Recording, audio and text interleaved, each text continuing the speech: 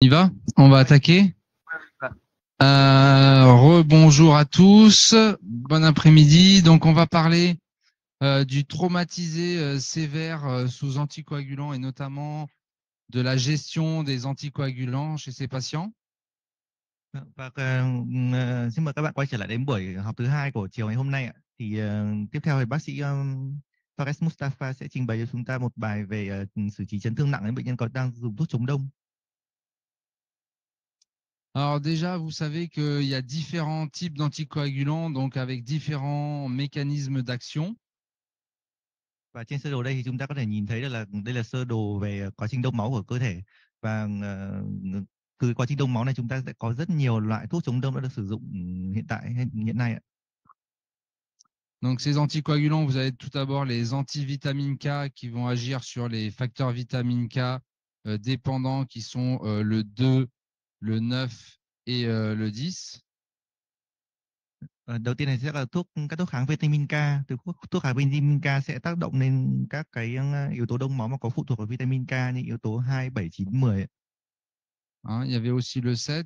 Les anti-DISA type rivaroxaban, apixaban qui vont venir bloquer le facteur 10 activé. Tiếp theo là những cái thuốc chống đông thế hệ mới hiện nay như thuốc chống đông đường uống mà các thuốc kháng các thuốc kháng trực tiếp yếu tố 10A chẳng hạn, như là rivaroxaban hoặc là apixaban. Et les anti-2A qui sont aussi des anticoagulants oraux directs qui, eux, vont bloquer la thrombine, le facteur 2A. Tiếp theo là thuốc chống đông thế hệ mới, còn một nhóm nữa là nhóm ức chế trực tiếp yếu tố 2A, tức là ức chế thrombin ấy, ví dụ như là Pradasa, Dabigatran ấy. Et vous comprenez bien que ces anticoagulants, hein, on vous a parlé plusieurs fois dans le sepsis, dans le damage control, dans le traumatisé sévère, de la coagulopathie. Et finalement, ces anticoagulants entraînent cette coagulopathie qui fait partie de la triade létale. Thì như những bài trước mà mọi người cũng đã trình bày về cái việc là có ba cái yếu tố tiên lượng nặng mà tiên lượng tử vong ở những bệnh nhân có chấn thương, đấy là bệnh lý về đông máu này, rối loạn đông máu, hạ thân nhiệt và toan chuyển hóa. Thì khi mà những bệnh nhân mà đang sử dụng thuốc chống đông chẳng hạn thì người ta thành thử ra người ta sẽ có những vấn đề về mặt đông máu, và đấy cũng là một trong những yếu tố tiên lượng nặng ở những bệnh nhân mà có chấn thương. Donc le patient sous anticoagulant part déjà avec un des trois éléments de la triade létale, hein, la coagulopathie. Il lui reste plus que l'hypothermie et l'acidose métabolique. Donc, hein, vous voyez, quand il y a un traumatisme, il y a une hémorragie. Cette hémorragie va entraîner une hypothermie qui entraîne une coagulopathie, le choc hypovolémique qui entraîne une acidose qui va aussi entraîner la coagulopathie. Et finalement, ce patient qui est sous anticoagulant, il est déjà au stade de coagulopathie avec une majoration du risque de lésion tissulaire. Và ở những bệnh nhân chấn thương, khi mà có chấn thương thì thông thường sẽ có chảy máu, và chảy máu sẽ tạo nên những cái biến cố tiếp theo, ví dụ như là hạ thân nhiệt thì cũng sẽ gây ra những cái vấn đề về rối loạn đông máu này. Tiếp theo là chảy máu, mất máu cũng sẽ gây ra cái sốc giảm thể tích và dẫn đến toan chuyển hóa, và cũng dẫn đến những cái rối loạn đông máu cho bệnh nhân. Và trên những bệnh nhân đó thì khi mà đang sử dụng thuốc chống đông rồi thì bản thân cái chức năng đông máu cũng đã bị rối loạn rồi, và tất cả những cái vấn đề này nó sẽ gây ra một cái hậu quả là tổn thương mô. Donc, des revues scientifiques ont montré finalement, ont essayé d'avancer sur la compréhension de du traumatisme qui induit la coagulopathie. Donc, vous voyez, il y a beaucoup, beaucoup de facteurs qui induisent le trauma-induced coagulopathie, qui va entraîner la clinical coagulopathie bleeding. Mais vous voyez que déjà, l'anticoagulation est déjà un des facteurs de la clinical coagulopathie. Và đây là một cái bài báo để review lại về cái bệnh lý đông máu mà gây ra bởi chấn thương đấy. Thì ở đây chúng ta có thể nhìn thấy cái cơ chế rất là phức tạp mà tại sao chấn thương có thể gây ra những cái rối loạn đông máu.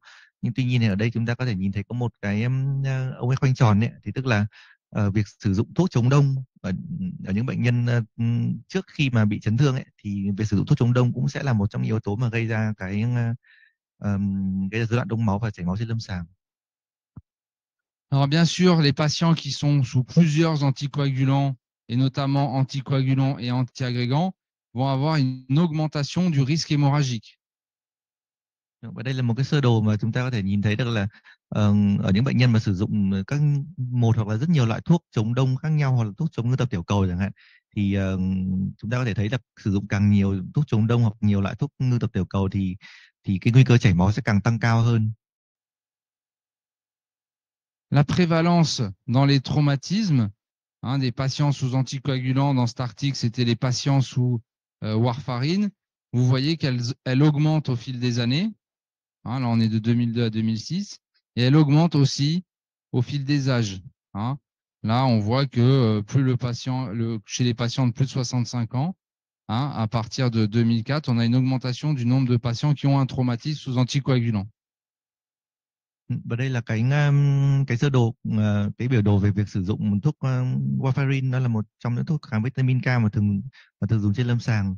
Thì có biểu đồ từ năm 2002 đến năm 2006, thì qua thời gian thì cái phần trăm số lượng người sử dụng thuốc warfarin này càng ngày càng nhiều, và chính vì thế là chúng ta lại gặp trên lâm sàng cũng càng nhiều hơn những bệnh nhân mà chấn thương mà có sử dụng thuốc kháng vitamin K loại warfarin như này. Alors, c'est plutôt une bonne nouvelle. Ça veut dire que les personnes qui ont plus de 65 ans continuent à faire du sport et donc à avoir des traumatismes. Et c'est une mauvaise nouvelle parce que les patients qui ont des anticoagulants et qui ont un traumatisme ont une mortalité pratiquement 2 fois augmentée. Và đây chúng ta có thể nhìn thấy là ở những bệnh nhân mà đang sử dụng warfarin mà có chấn thương chẳng hạn, thì nguy cơ tử vong sẽ tăng cao gấp 2 lần so với người bình thường.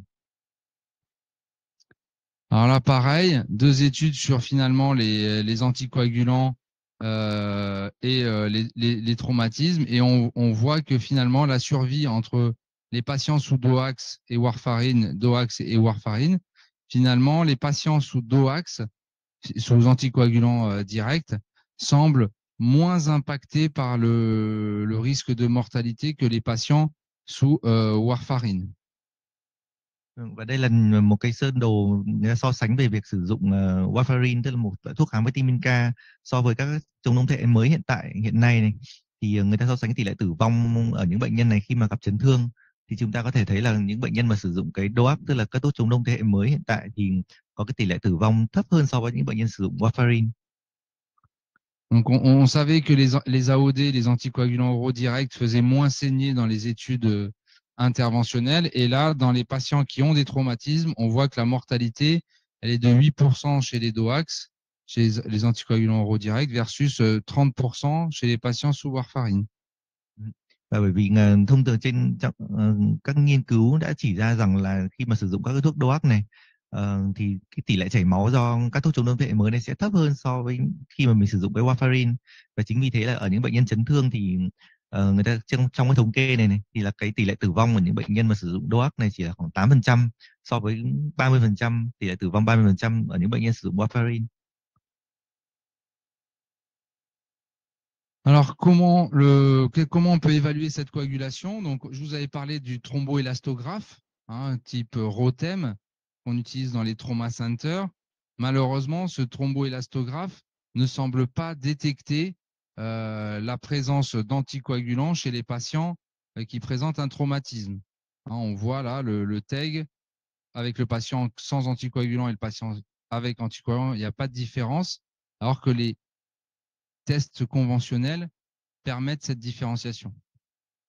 Vâng, và cái này slide này đang muốn nói tới cái việc sử dụng cái ROTEM, tức là một cái xét nghiệm mà về đo độ đàn hồi cục máu đông đấy, mà gần đây chúng ta thường nói đến nhiều.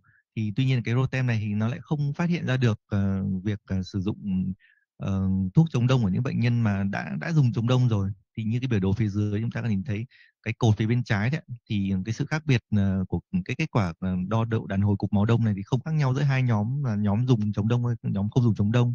So với các cái test thông thường khác thì thông thường lại phát hiện ra được, mà trong khi cái test đo độ đàn hồi cục máu đông lại không phát hiện được. Alors, globalement, on va parler un peu de damage control, mais de damage control hémostatique. Donc, damage control hémostatique, ça veut dire finalement comment on va arriver à gérer cette coagulopathie due aux anticoagulants. Và tiếp theo là ông sẽ nói đến cái việc mà mình kiểm kiểm soát những cái tổn thương bằng cách cầm máu đấy ạ. Thì ông sẽ nói đến phần tiếp theo đấy ạ. Alors globalement, déjà, il y a les mesures non spécifiques, c'est-à-dire devant tout traumatisme avec un saignement, il va falloir appliquer les règles de damage control habituelles, la compression, la chirurgie, l'embolisation, le remplissage, la transfusion. Vâng, và cái chiến lược đầu tiên khi mà tiếp cận bất kỳ một bệnh nhân mà có cái chấn thương mà có chảy máu nào chẳng hạn, thì vẫn sẽ là những cái điều trị không đặc hiệu trước. Điều trị không đặc hiệu ví dụ như là mình phải băng ép, mình sẽ điều trị cầm máu bằng phẫu thuật, hoặc là mình nút mạch qua điện can thiệp, và song song việc đấy mình sẽ phải truyền dịch, mình phải bù máu cho bệnh nhân. Des mesures spécifiques pour le damage control de la coagulopathie hors anticoagulant, c'est l'acide tranexamique, l'apport de facteurs de coagulation via les plasmas frais congelés ou les plaquettes et le fibrinogène. Và tiếp theo là một vài cái điều trị dành cho những bệnh nhân mà có cái vấn đề về rối loạn đông máu chẳng hạn. Thì ví dụ như là chúng ta có thể dùng các cái thuốc chống tiêu sợi huyết như là tranexamic acid, hoặc là mình có thể bù những cái chế phẩm đông máu, ví dụ như là cái prothrombin, tủa prothrombin, hoặc là những cái truyền plasma chẳng hạn, vân vân. Donc là, je vous remets le sac de Dorian pour finalement arriver à faire du packing, du garrottage pour arrêter les hémorragies. Et finalement, ce qui est important pour les anticoagulants, c'est le délai de correction et la profondeur de l'anticoagulation sont les deux principaux facteurs pronostiques de décès des patients. Vâng, và slide phía trước là ông ấy đã có show lại một cái hình ảnh về cái túi mà bao gồm những cái phương tiện cầm máu mà trong bài phía trước mà bác sĩ Dorian cũng đã đề cập đến để có thể cầm máu cho bệnh nhân chấn thương. Và tiếp theo thì ở đây ông nhấn mạnh là có hai yếu tố chính mà tiên lượng cho bệnh nhân chảy máu, thì đấy là thứ nhất là bệnh nhân chảy máu và đang sử dụng thuốc chống đông. Thì thứ nhất là cái thời gian mà mình bắt đầu mình xử trí mình đảo ngược lại cái thuốc chống đông cho bệnh nhân là cái nhất này. Cái thứ hai là cái độ sâu của cái thuốc chống đông đấy, tức là cái mức độ sử dụng thuốc chống đông đấy như thế nào. Thì đây là hai cái yếu tố tiên lượng chính cho bệnh nhân. Donc la rapidité de votre réversion de l'anticoagulant et le délai pour effectuer cette réversion est très important. Vâng, và cái rất là quan trọng khi mà cần phải đảo ngược lại cái thuốc đông máu càng sớm càng tốt. Donc là, il va falloir que vous réduisiez ce délai d'antagonisation. Et pour réduire ce délai d'antagonisation, par exemple, nous, à Clermont-Ferrand, on a une dotation des produits d'anticoagulation au sein des urgences. Oui, oui, j'ai dit que nous, pour réduire ce délai d'antagonisation, de réversion, on a les produits disponibles aux urgences pour pouvoir faire la réversion rapidement. Và khi mà để đảo ngược lại các cái quá trình đông máu này, thì chúng ta đã có những cái thuốc, một vài cái chế phẩm để mình có thể mình đảo ngược nhanh chóng những cái tác dụng của thuốc chống đông.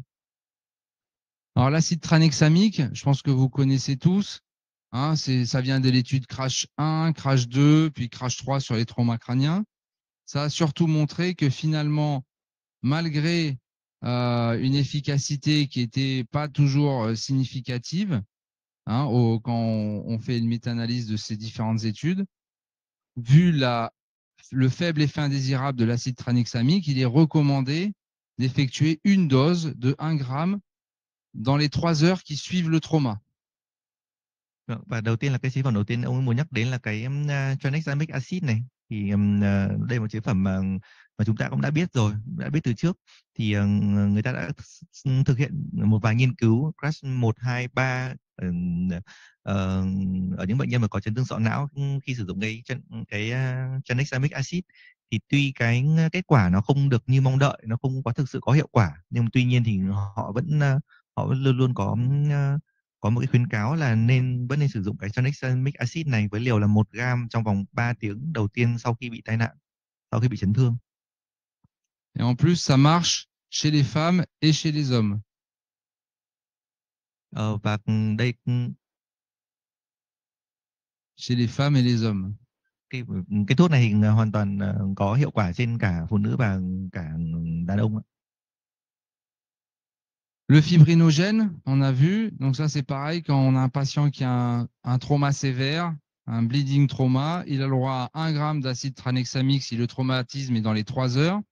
Il a le droit à du fibrinogène avec une diminution de la mortalité en cas de major trauma à dose de 3 à 4 grammes de fibrinogène dès son arrivée. Đấy, thì chế phẩm tiếp theo mà các ông ấy muốn nói tới thì là cái fibrinogen ạ.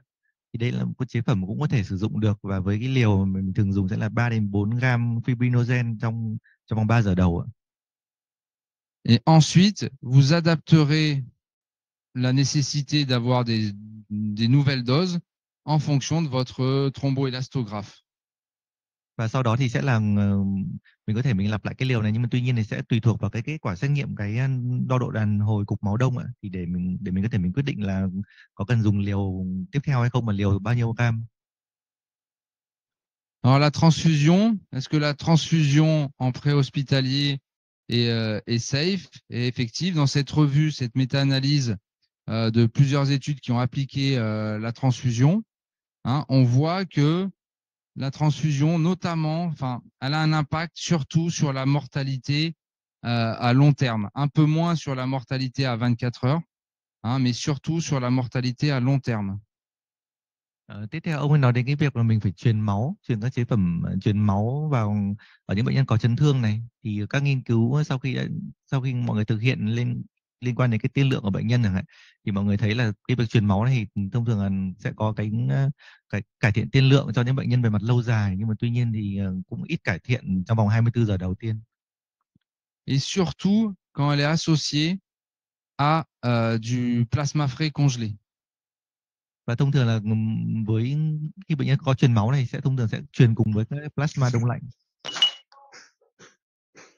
Alors, est-ce qu'il faut transfuser des plaquettes? Alors là, une étude qui a associé un concentré globulaire, un plasma et un concentré plaquettaire versus un plasma, un kilo globulaire, un plasma, un concentré plaquettaire et 2 kilos globulaires.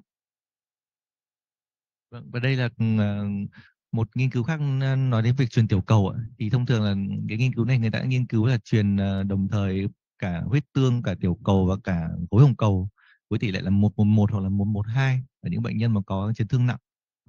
Et on voit que finalement, c'est plutôt l'association 1-1-1 qui semble être la meilleure. Và kết quả của nghiên cứu chúng ta có thể thấy được là với cái truyền với tỷ lệ là 1:1, tức là 1 huyết tương, 1 tiểu cầu và 1 hồng cầu khối thì có vẻ là có hiệu quả nhất. Et l'idée, c'est d'arriver finalement à administrer des plaquettes quand le taux de plaquettes est inférieur à 50 000 pour un cut-off à 50 000 et, si possible, de maintenir le taux de plaquettes au-delà de 100 000 chez les patients qui ont un bleeding actif, un saignement actif ou un traumatisme crânien avec saignement. Ok. Và qua nghiên cứu này thì họ có một cái khuyến cáo là nên truyền tiểu cầu cho những bệnh nhân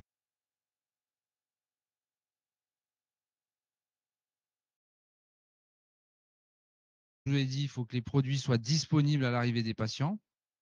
Hein, il n'y a pas besoin d'avoir le dosage d'un produit, notamment sous AVK, il n'y a pas besoin d'avoir l'INR pour commencer la réversion. Et cette réversion doit se faire après certitude diagnostique, ça veut dire après qu'on soit sûr que le patient présente un saignement.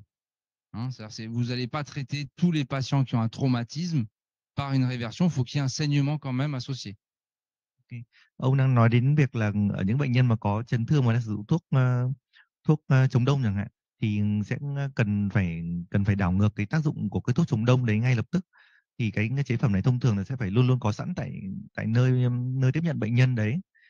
Và thông thường thì không phải bất kỳ bệnh nhân nào có chấn thương thì cũng cần phải dùng ngay cái thuốc đối kháng này. Phải là những bệnh nhân mà đang sử dụng thuốc chống đông mà có chảy máu thì bắt đầu mình mới tính đến cái chuyện là mình sử dụng các cái chế phẩm để mình đảo ngược lại tác dụng của thuốc chống đông. Alors sous AVK, c'est assez simple. Si un patient est sous antivitamine K, là les recommandations françaises sont assez simples. Elles datent de 2008, donc elles sont anciennes. C'est globalement, bien sûr, vous arrêtez les AVK. Ensuite, vous faites de la vitamine K 10 mg et vous faites une réversion par concentré de complexe prothrombinique à la dose de 25 unités kilo. Và đầu tiên ông muốn nói đến ở những bệnh nhân mà đang sử dụng thuốc kháng vitamin K, thì đây thì cái xử trí những bệnh nhân này tương đối là đơn giản. Đây là những hình ảnh về cái khuyến cáo vào năm 2008 ở Pháp. Thì đối với những bệnh nhân mà vào viện sau vì chấn thương mà đang sử dụng thuốc kháng vitamin K, thì thứ nhất là sẽ phải dừng thuốc kháng vitamin K cho bệnh nhân. Thứ hai là sẽ phải sử dụng vitamin K với liều là 10 mg. Đấy, thường là đường uống. Đấy, và sau đó thì mình có thể một vài trường hợp mình sẽ sử dụng thêm những cái phước bộ prothrombin để mình có thể dễ dàng mình đảo ngược tác dụng của thuốc kháng vitamin K. Donc, bien penser à faire un contrôle de l'INR à 30 minutes après la réversion. Đấy, và Hein. ông nhấn mạnh cái việc là sau khi mà sử dụng những cái thuốc để đảo ngược lại tác dụng của thuốc kháng vitamin K thì mình sẽ phải kiểm tra lại INR sau 30 phút. Hein, parce que finalement, avec la vitamine K va commencer à faire effet qu'au bout de 6 heures, de 6 heures. Et donc, il faut contrôler à 30 minutes, à 6 heures. Et c'est pour ça qu'on met de la vitamine K en même temps que le concentré de complexe prothrombinique, parce que le concentré de complexe prothrombinique va faire effet que pendant 6 heures. Et ça tombe bien, puisque la vitamine K va prendre sa place, va commencer à faire son effet au bout de 6 heures. Cái ông muốn nói đến cái việc là tại sao lại sử dụng vitamin K và cả phước bộ prothrombin, bởi vì khi vitamin K mà đưa vào cơ thể thì sẽ phải mất ít nhất là 6 tiếng để bắt đầu thuốc kháng cái vitamin K này có tác dụng, và nó sẽ sản sinh ra các cái yếu tố đông máu. Thế thì thông thường là mình sẽ phải sử dụng cái phước bộ prothrombin này trước, và sau đó thì cho cái phước bộ thrombin này có tác dụng trước, và sau đó sẽ là sử dụng và sau 6 tiếng sau thì bắt đầu cái vitamin K sẽ có tác dụng. Et pourquoi c'est important de bien faire? Parce que dans cette étude française qui avait étudié la réversion des concentrés de complexes prothrombiniques et de vitamine K, on voit que si on applique les recommandations, c'est-à-dire si on applique bien les recommandations, et c'est surtout si on n'applique pas les recommandations plutôt, là on voit qu'il y a à peu près 30%, plus de 30% des patients chez qui on n'a pas appliqué les recommandations, on a un surrisque de mortalité de 2 si on n'applique pas ces recommandations. Hein, la mortalité chez ces patients va être augmentée par 2. Và cái này thì nghiên cứu đây người ta so sánh những bệnh nhân mà được sử dụng các cái phác đồ theo khuyến cáo, hoặc và so sánh với những bệnh nhân mà không được sử dụng phác đồ theo khuyến cáo này. Đấy thì đấy, thực tế ở bên bên đấy thì vẫn có những trường hợp mà không được xử trí theo khuyến cáo. Thì chúng ta có thể thấy là với những bệnh nhân mà không được xử trí theo khuyến cáo thì tỷ lệ tử vong sẽ tăng cao hơn 2 lần so với những bệnh nhân mà được xử trí theo khuyến cáo. Et chez les hémorragies intracérébrales, si vous n'appliquez pas ces recommandations, la surmortalité est multipliée par 3. Đây ông muốn nhấn mạnh là tỷ lệ tử vong tăng gấp 3 lần, 3 lần chứ không phải 2 lần. Alors, sous AOD, sous anticoagulant oraux direct, on a peu de données sur les recommandations. On a surtout des données au niveau de l'expérimentation animale. Và tiếp theo là ông muốn nói đến việc xử trí những bệnh nhân mà đang sử dụng thuốc kháng đông thế hệ mới. Thì đây là các cái thuốc rất là mới ấy. Thì các cái thuốc các cái chất đảo ngược lại các cái thuốc này hiện tại vẫn đang trong quá trình nghiên cứu và thử nghiệm trên động vật thôi, cũng ít những cái thử nghiệm trên người. Các thử nghiệm trên người hiện tại vẫn đang được thực hiện nhưng mà chưa có bất kỳ một khuyến cáo được đưa ra cả. On a pour l'instant d'antidote que pour le Pradaxa. Đấy, hiện tại chúng ta chỉ có cái thuốc giải của Pradasa, tức là cái dabigatran ấy. Mais c'est vrai qu'il coûte un peu cher. Và Et thuốc on, này rất là đắt. ouais, hein, c'est bon. Ouais. Et donc, on a des médicaments procoagulants disponibles avec des facteurs de coagulation, comme les concentrés de complexes prothrombiniques, les concentrés de complexes prothrombiniques activés qui coûtent cher aussi, voire du facteur 7 activé comme le Novo 7. Đấy, và khi mà mình chưa có những các cái thuốc mà có thể đảo ngược lại ngay các tác dụng của thuốc chống đông này, thì mình có thể dùng các cái chế phẩm sẵn có, thì tức là ví dụ như là cái phước bộ phước bộ prothrombin này, hoặc là prothrombin đã được hoạt hóa, hoặc là cái yếu tố tổ hợp yếu tố 7 ở người, tức là cái Novo 7 này. Alors, le concentré de complexe prothrombinique, c'est des facteurs de coagulation de vitamine K dépendants. Đầu tiên là ông nói đến cái phước bộ prothrombin này, thì nó sẽ giúp làm tăng tăng cái hàm lượng các cái yếu tố đông máu mà phụ thuộc vào vitamin K sau khi sử dụng xong đấy ạ. Le FEBA, c'est du concentré de complexe prothrombinique, mais avec des facteurs de coagulation activés. L'idée du FEBA, c'est juste d'avoir un trigger un peu plus rapide. Và đây là về cái chế phẩm phase 3 thì tức là khi mà cái chế phẩm này sẽ bao gồm các cái yếu tố đông máu trực tiếp luôn là 2, 9, 10 hoặc là yếu tố 7 hoạt hóa này. Thì khi mà sử dụng sử dụng chế phẩm phase 3 này thì mình sẽ đạt được cái việc đảo ngược các cái tác dụng của yếu tố chống đông này nhanh hơn so với các cái chế phẩm khác. Mais le prix est 2 fois plus cher. Donc nous, et le gain clinique, il est très faible. Donc nous, on n'utilise plus le FEBA. Okay, bởi vì cái chế phẩm này thực ra rất là đắt và hiệu quả thì nó cũng tương tự hơn, nên hiện tại thì người ta cũng ít khi sử dụng cái chế phẩm này. Là, c'était une étude sur le management du severe bleeding chez les patients sous anticoagulants Eurodirect. C'était en France, une étude multicentrique. Et vous voyez, ce qui est intéressant, c'est surtout que le major bleeding va arriver dans 74% des patients et que le nombre de patients qui vont bénéficier d'un traitement par réversion, d'un traitement par réversion, il est très faible. 28% seulement des patients et 10% sous FEBA, ce qui fait à peu près un patient sur 3 qui va être réversé. Đây tức là một cái nghiên cứu về việc việc xử trí những cái chảy máu nặng ở những bệnh nhân đang sử dụng thuốc chống đông đường uống, thuốc chống đông thế hệ mới đấy ạ. Thì ở đây thì nghiên cứu này trên 732 bệnh nhân thì chúng ta có thể thấy được là có 74% số bệnh nhân là có những cái chảy máu nặng. Thì việc xử trí những bệnh nhân này thì tuy nhiên thì không phải tất cả những bệnh nhân đấy đều được xử trí chính xác. Ví dụ như là những bệnh nhân đấy, ví dụ cái lượng bệnh nhân được sử dụng cái thuốc bộ prothrombin chỉ có 28% này, sử dụng cái thuốc prothrombin đã được hoạt hóa cũng chỉ có 10%, tức là thống kê lại chốt lại cuối cùng cũng chỉ có trong số 3 bệnh nhân là được 1/3 bệnh nhân là được xử trí một cách đúng đắn. Donc 70% de ces patients qui n'ont pas été réversés ont eu un surrisque de mortalité de 2 ou 3 pratiquement. Đấy, và với việc mà chỉ có 1/3 bệnh nhân được xử trí đúng thôi thì cái nguy cơ tử vong của 2/3 số bệnh nhân còn lại sẽ rất là cao. Alors, l'antidote du dabigatran, l'idarucizumab, le Praxbind, hein, finalement, c'est une injection de 5 grammes avec c'est 2 fois 2,5 grammes. Và ông đang nói đến một cái chất để đảo ngược lại cái tác dụng của cái Pradasa, thì tức là một cái kháng thể đơn dòng tên là adarucizumab, thì với một cái liều lượng là 5 gram tức là hai cái ống tiêm của 2,5 gram đấy. Et ça, c'est un antidote, c'est-à-dire que ça va venir bloquer les molécules de dabigatran, alors que le concentré de complexe prothrombinique, c'est juste des facteurs vitamine K dépendants, mais c'est pas l'antidote de l'AVK, par exemple. C'est des facteurs de coagulation. Mais ça, c'est un antidote, donc ça va venir bloquer le dabigatran et donc arrêter l'effet du dabigatran.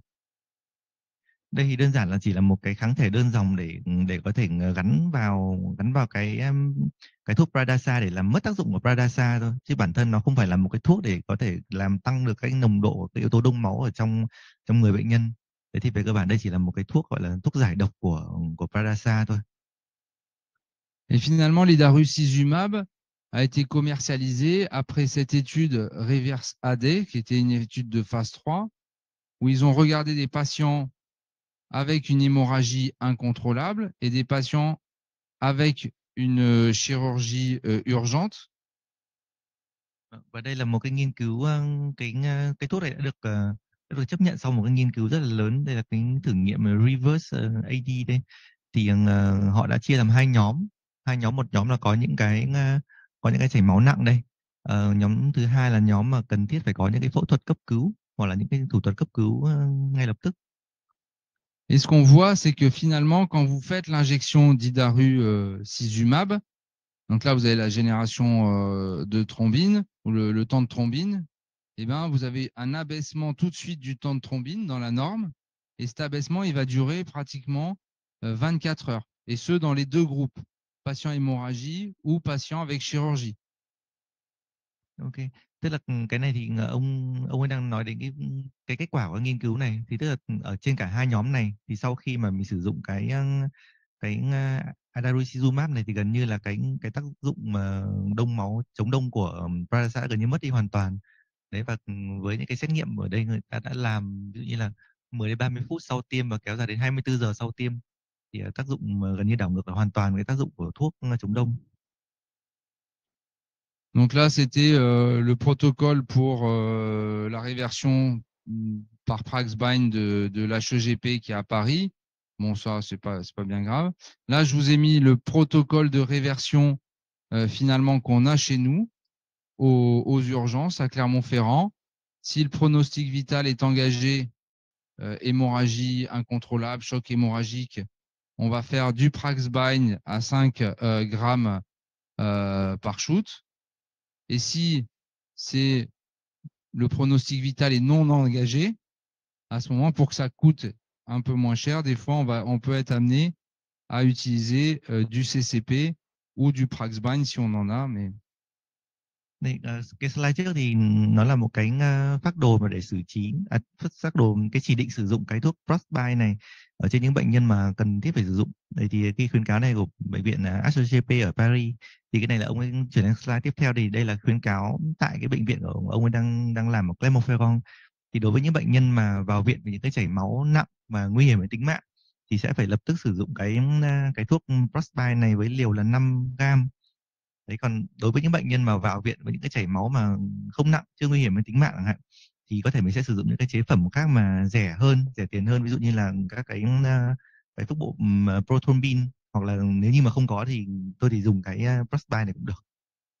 et si vous devez utiliser du CCP, du concentré de complexe prothrombinique, vous allez doubler la dose par rapport aux patients sous AVK. Ce ne sera pas 25 unités kilo, ça sera 50 unités kilo. Và đối với những bệnh nhân mà nếu như mà mình đã quyết định sử dụng cái thuốc bổ prothrombin ở những bệnh nhân đang sử dụng cái Pradaxa như này thì cái liều mình phải dùng gấp đôi so với những bệnh nhân mà mình định sử dụng. Đối với những bệnh nhân đang sử dụng thuốc kháng vitamin K thì đối với bệnh nhân đang sử dụng thuốc kháng vitamin K thì liều của cái thuốc prothrombin này sẽ là 25 đơn vị trên 1 kg cân nặng. Thì đối với những bệnh nhân đang sử dụng cái Pradaxa này thì liều sẽ là 50 mg trên 1 kg cân nặng. Pour les patients sous Rivaroxaban ou Eliquis, il y a eu des recommandations du GIHP, qui est un groupement hospitalier préopératoire, où en fait, on remet la même chose à peu près que ce que je vous ai montré. C'est que finalement, pour les hémorragies graves, vous allez faire une réversion immédiate. Pour les autres hémorragies, où on peut des fois attendre un peu, hein, on peut doser la molécule. Et si elle est inférieure à 50, on fait rien. Si elle est supérieure à 50, on va faire une réversion. Cette réversion pour l'apixaban et le rivaroxaban, parce qu'on n'a pas encore d'antidote, ça sera du concentré de complexe prothrombinique à 50 unités kilo. Et pour le dabigatran, eh ben, ça sera soit l'idaru, soit le concentré de complexe prothrombinique à 50 unités. Đây thì ông muốn nói đến các cái thuốc chống đông tệ mới khác, ví dụ như là các cái thuốc kháng yếu tố 10A trực tiếp như là apixaban và rivaroxaban. Thì thông thường là hai thuốc này hiện tại vẫn chưa có thuốc giải độc đặc hiệu cho thuốc đấy. Thế nên khi mà đối với bệnh nhân mà vào viện vì chấn thương mà có những cái chảy máu nặng nề mà nguy hiểm đến tính mạng ngay chẳng hạn, hoặc là đang có một cái sốc mất máu thì sẽ phải sử dụng những cái thuốc để mình đảo ngược lại tác dụng của thuốc chống đông ngay. Còn tuy nhiên khi mà đối với những cái chảy máu nặng nhưng mà hiện tại chưa nguy hiểm đến tính mạng, hoặc là chưa có tình trạng sốc chẳng hạn, thì mình sẽ định lượng cái nồng độ của cái thuốc chống đông thế hệ mới này. Nếu như mà dưới 50 nanogam trên ml thì sẽ không cần phải đảo ngược, còn nếu mà trên 50 nanogam trên ml thì mình sẽ cần phải dùng cái thuốc để mình đảo ngược tác dụng thuốc chống đông. Thì với liều bao nhiêu, liều thì ông ấy đã ghi thêm bên dưới, thì đối với apixaban và rivaroxaban thì liều dùng của cái thuốc bộ prothrombin thì sẽ là 50 đơn vị trên kg cân nặng, hoặc là cái thuốc prothrombin đã được hoạt hóa thì liều sẽ là 30 đến 50 đơn vị trên gram cân nặng. Là, je vous ai mis notre protocole à Clermont-Ferrand pour la réversion des patients sous apixaban ou rivaroxaban. Và đây là một cái phác đồ để ở Clermont-Ferrand để xử trí, để đảo ngược lại những cái những cái tác dụng của thuốc chống đông thế hệ mới. Donc, il suit les recommandations. Alors, l'andexanate alpha, qui serait l'antidote des anti-DISA, c'est toujours in progress. Vâng, và đây là ông đang nhắc đến một cái thuốc thế hệ một thuốc rất là mới thì đang được thử nghiệm. Đây là andexanet alpha, thì đây là một cái thuốc mà hy vọng là sẽ là những cái antidote, những thuốc giải độc cho các cái thuốc kháng 10A trực tiếp như là rivaroxaban hoặc là apisaban. C'est in progress, malgré le fait qu'il y a beaucoup d'études, en fait, qui ont, pas beaucoup d'études. Il y a pas mal de pays qui ont donné l'autorisation pour l'andexanet alpha. La France, non, mais des pays l'ont donné, notamment les Américains, mais avec des red flags, hein, des mises en garde sur un risque de thrombose augmenté chez les patients qui ont réversé avec l'andexanet alpha. C'est pour ça qu'en France, pour l'instant, on l'a pas mis sur le marché. Thì đối với cái loại thuốc này thì nó vẫn đang rất là mới, vẫn đang có rất nhiều cái nghiên cứu và thử nghiệm đang được thực hiện. Hiện tại cũng chưa có, ở Pháp hiện tại người ta chưa có khuyến cáo cụ thể cho cái thuốc này là nên dùng hay không. Thì hiện tại ở Pháp người ta đã không dùng, nhưng tuy nhiên ở một vài nước khác, ví dụ như là ở Mỹ chẳng hạn, thì người ta đã chấp nhận để sử dụng cái thuốc này như là một thuốc giải độc đặc hiệu trên lâm sàng. Nhưng mà tuy nhiên khi mà sử dụng cái thuốc này sẽ có một vấn đề là người ta sẽ có ở trong tình trạng tăng đông và sẽ có tăng nguy cơ hình thành cục máu đông ở những bệnh nhân mà được sử dụng cái thuốc giải độc này. Thế nên đâm ra là chúng ta sẽ phải tiếp tục mình chờ những nghiên cứu dài hơi hơn để mình có thể mình đánh giá chính xác được xem hiệu quả của nó như thế nào. Et vous voyez que ça remonte, enfin les études remontent à 2012, mais malheureusement la dernière étude dans le New England de 2019, déjà c'était une étude observationnelle, et on voit que sur l'efficacité chez tous les patients, globalement, on n'a pas d'effet, hein, puisqu'on a une AUC à 0,50 et qui coupe 0,5, donc il n'y a pas d'effet sur quand on prend la réversion de tous les patients. On a un tout petit effet chez les patients avec une hémorragie intracrânienne. Hein? Vas-y. Và đây là danh sách những cái nghiên cứu mà đã được thử nghiệm ở cái thuốc mà andexanet alpha này. Thì nghiên cứu đầu tiên là từ 2012, và đây là ông có một cái ví dụ và một cái nghiên cứu vào năm 2019 là một nghiên cứu quan sát thôi. Thì chúng ta có thể thấy được là cái hiệu quả của cái thuốc này ở những bệnh nhân mà đang có chảy máu và sử dụng thuốc ức chế yếu tố 10A trực tiếp. Thì ở tất cả các bệnh nhân thì hiệu quả gần như là không có, với cái diện tích dưới đường cong chỉ là 0,53 thôi. Nhưng tuy nhiên thì có vẻ là thuốc có một chút tác dụng ở những bệnh nhân mà có chảy máu nội sọ với cái diện tích dưới đường cong là 0,64. Deuxième chose, c'est vous avez vu que le dabigatran, il est réversé par l'idarucizumab avec un effet pendant 24 heures. Là, quand vous regardez l'effet sur les temps de thrombine, enfin, la coagulation, et ben vous voyez que effectivement ça marche, mais au bout de 4 heures déjà, on a une remontée du temps de coagulation, donc une mauvaise réversion au bout de 4 heures. En fait, le produit n'est pas réversé. Donc il faudrait réinjecter de l'andexanet alpha, et ça coûte très cher. Vâng, và ở cái cột phía bên phải đây thì ông ấy cho thấy cái tác dụng của cái thuốc này. Ví dụ như là ở những cái slide trước liên quan đến cái Prosby là thuốc giải độc của cái Bradasa đấy, thì thông thường là cái thuốc giải độc này nó sẽ đảo ngược lại hoàn toàn được cái tác dụng của Bradasa và kéo dài ít nhất trong 24 giờ. Nhưng mà tuy nhiên thì đối với cái andexanet alpha này thì nó chỉ có thể đạt được cái tác dụng đảo ngược ở trong vòng 4 giờ đầu thôi. Còn sau đó thì từ cái thời điểm 4 giờ, 8 giờ và 12 giờ ở đây thì chúng ta lại thấy là thuốc chống đông lại bắt đầu có tác dụng trở lại. Thì tức là thuốc chống đông này lại không được đảo ngược một cách hoàn toàn. Và chính vì thế là những bệnh nhân mà đang sử dụng cái andexanet alpha này thì sẽ phải tiêm nhắc lại cái thuốc này sau mỗi một vài tiếng chẳng hạn.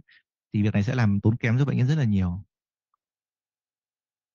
Donc là, j'ai remis les European Guidelines pour le management du major bleeding et de la coagulopathie après trauma. Ça reprend un peu tout ce qu'on a dit, les conditions du patient, le tissu damage, est-ce qu'il y a un état de choc ou pas, le traumatique coagulopathie, et donc pour en fait penser à réaliser tous les gestes qui vont améliorer la survie du patient.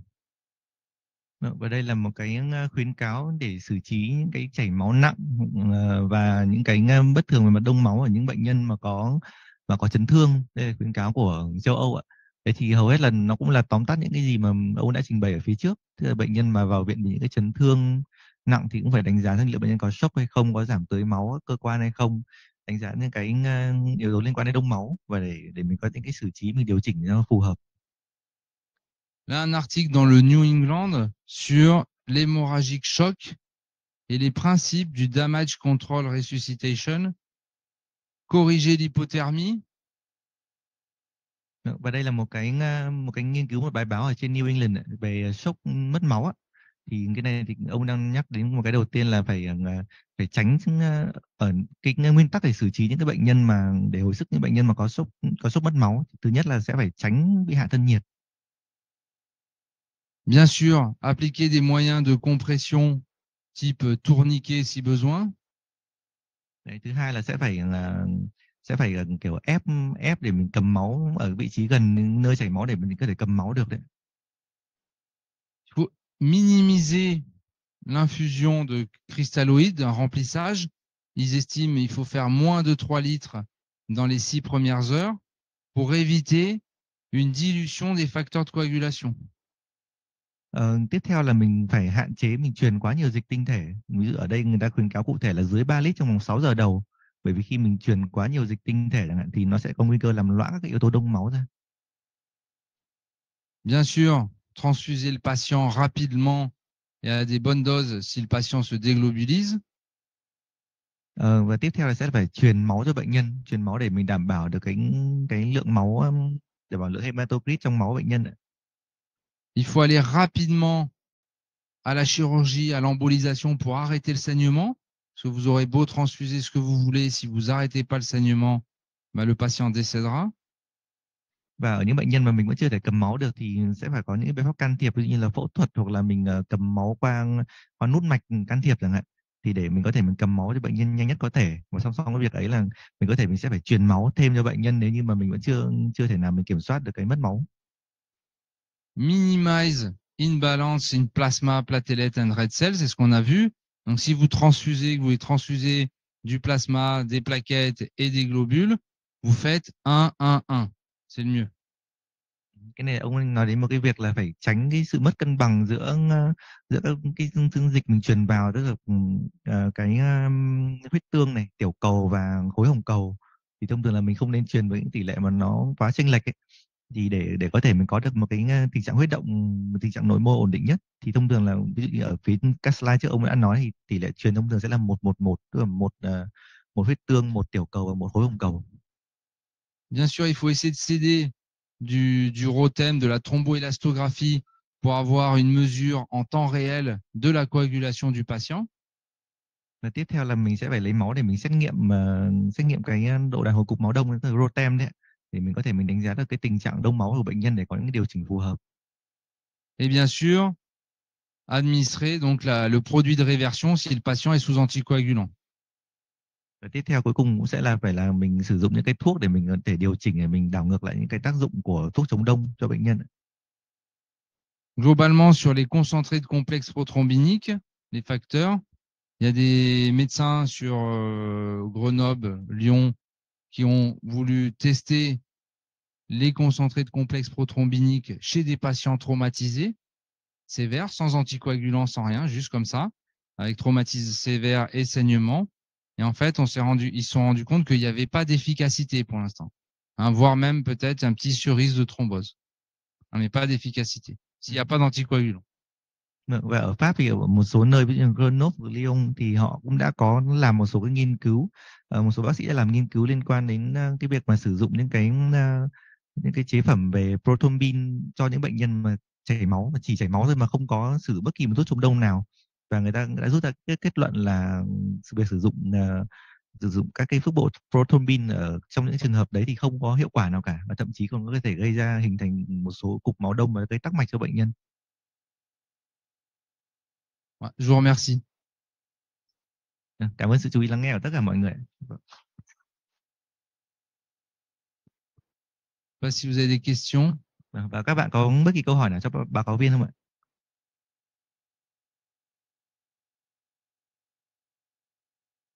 Des questions. Vous avez facilement la réversion ici, le concentré de complexe prothrombinique, ouais, vous avez pas? Vous avez que le plasma. Vous n'avez pas le Praxbind. Ah, le Praxbind, c'est très, oui, c'est très très cher. Et le concentré de complexe prothrombinique, c'est moins cher. C'est le Canocad, ouais. Et alors aux États-Unis, au début, ils ont mis du temps à utiliser le concentré de complexe prothrombinique. Ils utilisaient, comme vous, le plasma en fait. Le plasma, parce qu'en fait, ils avaient pas, il n'y avait pas d'études qui montraient une amélioration de la survie des patients. Le problème, c'est qu'ils se sont rendus compte, ils ont fait une étude où ils ont comparé avec les produits de réversion, concentrés de complexe prothrombinique, et ils se sont rendus compte que grâce à ça, ils diminuaient le nombre de transfusions de concentrés globulaires et de plasma. Donc, ils se sont mis à la réversion, en fait, parce que ça évite d'utiliser trop de plasma et de sang. Ông đang vừa hỏi đặt một câu hỏi là không biết ở Việt Nam thì mình có những cái thuốc, cái phương tiện nào mà đảo ngược lại các cái tác dụng của thuốc chống đông không? Thì thực ra ở Việt Nam thì ví dụ như phước bộ Prothrombin thì như em biết hình như không có. Cái thuốc đảo ngược cái tác dụng phụ của cái tác dụng của Pradasa thì là cái Prosby thì ở một số nơi có, nhưng tuy nhiên nó rất là đắt, nó phải hơn chục triệu một liều ấy, nó khá là đắt. Đấy thì ông cũng nói là trước đây ở một số quốc gia thì người ta cũng giống như ở Việt Nam thôi, chủ yếu là mọi người sẽ chỉ truyền plasma ở những bệnh nhân mà chảy máu mà đang sử dụng thuốc chống đông, nhưng mà người ta thấy những cái ví dụ thuốc Prothrombin thì nó cũng chưa có hiệu quả lắm. Nhưng tuy nhiên một vài nghiên cứu người ta chỉ ra được là sau khi sử dụng các cái thuốc bộ Prothrombin đấy thì nó sẽ làm giảm cái lượng máu và giảm lượng plasma cần phải truyền thêm cho bệnh nhân, thì tức là nó cũng sẽ có những cái tác dụng riêng của nó. Ok. Vâng, các anh, các chị và các bạn đồng nghiệp có câu hỏi gì cho báo cáo viên thêm không ạ?